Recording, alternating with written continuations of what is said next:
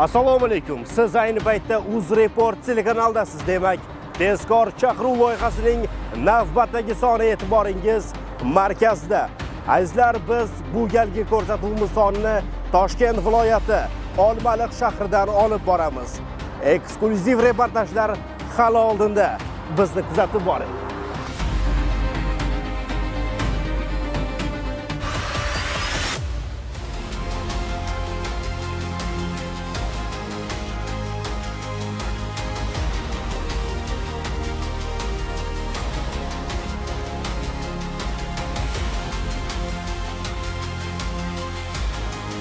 Assalomu alaykum, yo'l patrul xizmat Saftor Yo'ldosh. Aka, yo'l harakat qoidalari 96-bandi tartibga solingan chorrahada piyodalarga yo'l bermagan uchun to'xtatyapman. Transport vositasini ro'yxatga o'tkazganingiz haqida guvohnoma. Degan qoidabuzarligingiz.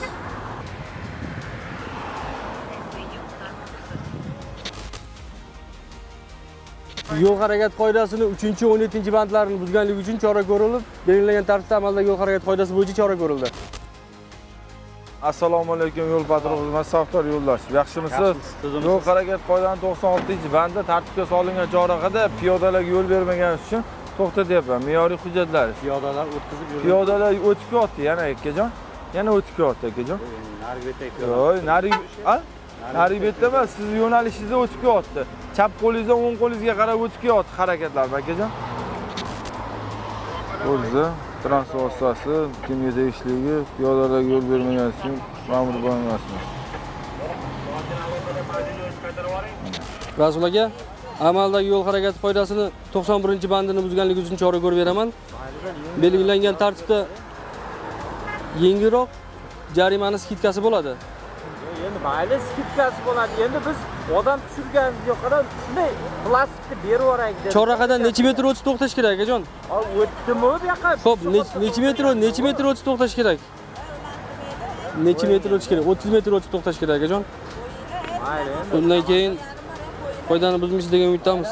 Sizlar ham aytdi, berkin tursa, nagli tursalaring Qanday berkin turadi? Qatday, ko'ryapsizmi? Qayerda turibmiz? Shuncha odam berkin turibdimi?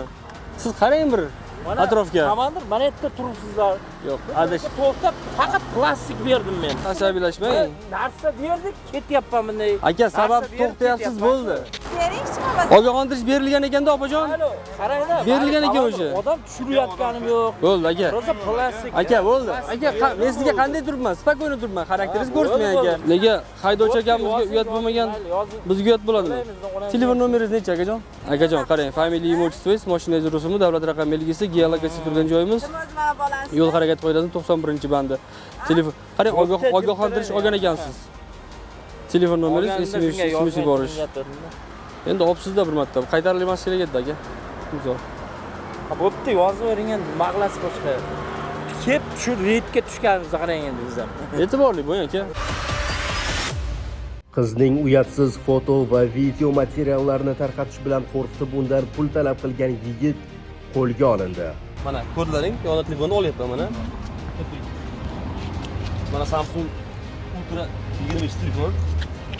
Kalkulasi rasm bo'lib turibdi. Mana pullar. 200 dollar pullar. Kodlaring-a. Endi pullarni nusxasini solishtiramiz. Qiz men bilan yurgan, tanishgan, uylanaman deb yurgan qizim 8 oy munosabatda bo'lganmiz.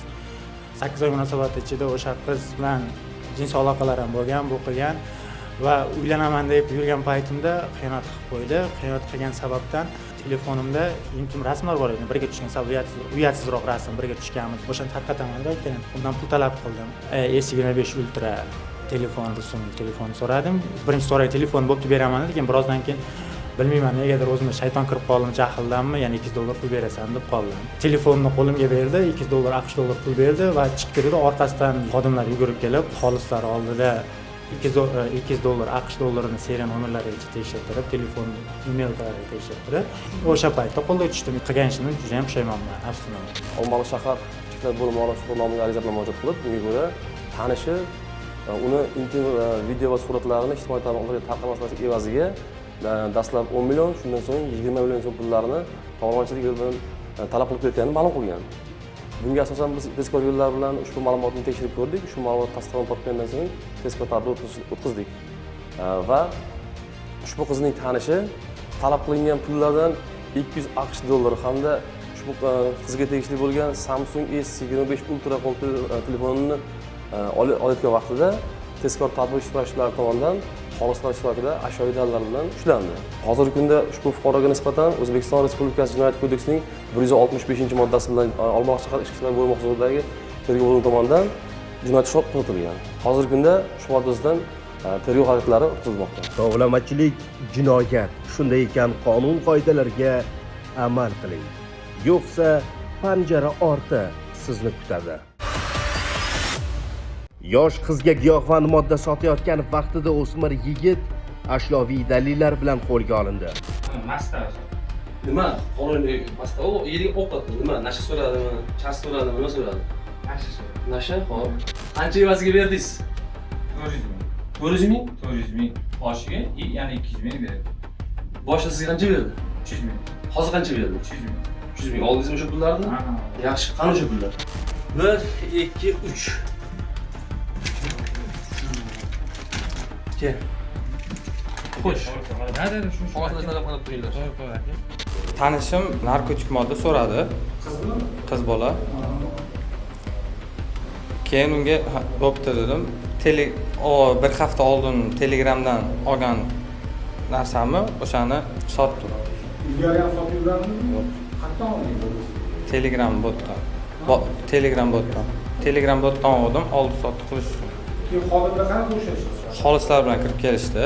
Tanishimga sotayotgan paytim xodimlar kelib ushlashdi. Nima modda edi? Yashinch. Olmaliq shahar Ichki ishlar bo'limiga fuqaromiz tomonidan murojaat kelib tushgan. Bunga asosan Olmaliq shahrida istiqomat qiluvchi 2000-yilda tug'ilgan fuqaro o'zining yashash xonadonida giyohvandlik moddalarini oldi sotish bilan shug'ullanib, giyohvandlik moddalarini sotib yurganligi haqida xabar bergan. Tezkor yo'llar bilan ushbu fuqaroga nisbatan kerakli ma'lumotlar to'plandi va tezkor tadbir o'tkazilib, ushbu fuqaromiz haqiqatan ham xonadonida giyohvandlik moddalarini sotayotgan vaqti tezkor tadbir ishtirokchilari tomonidan xolislar ishtirokida ushlanib, hozirgi kunda ushbu fuqaroga nisbatan O'zbekiston Respublikasi Jinoyat kodeksining 273-moddasi 3-qismi bilan jinoyat ishi qo'zg'atilib, tergov harakatlari olib borilmoqda.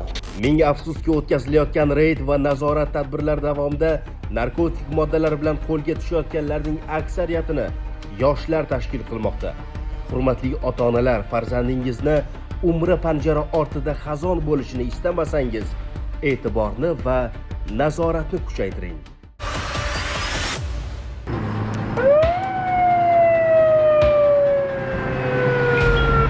Spark avtomashinasi haydovchisi avtomashinasida bemor borligini va uni xavfsiz va tezroq shifoxonaga yetkazib berishga iltimos qildi. Biz esa o'sha tomon yo'lga otlanganmiz.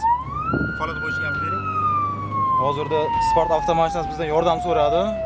Mashinasida bemor borligi bo'yicha biz uni tez va sog'lom yetib borish uchun shifoxonaga yetkazib tortib ketyapmiz hozir. Qo'li singan ekanmi, chiqqan ekanmi?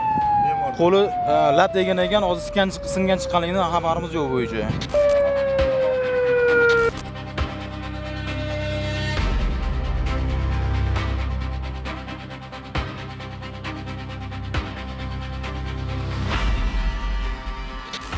Xalqqa va vatanga sadoqat bilan xizmat qilish oliy burchimiz degan shiorga ichki ishlar organlari xodimlari har doim amal qilishadi va yordam so'ragan fuqarolarga ham har doim labbay deb javob berishadi. Shunday ekan, hurmatli fuqarolar, o'zingizni ehtiyot qiling. Yordam kerak bo'lsa, har doim ichki ishlar organlari xodimlari tayyor. Omon bo'ling.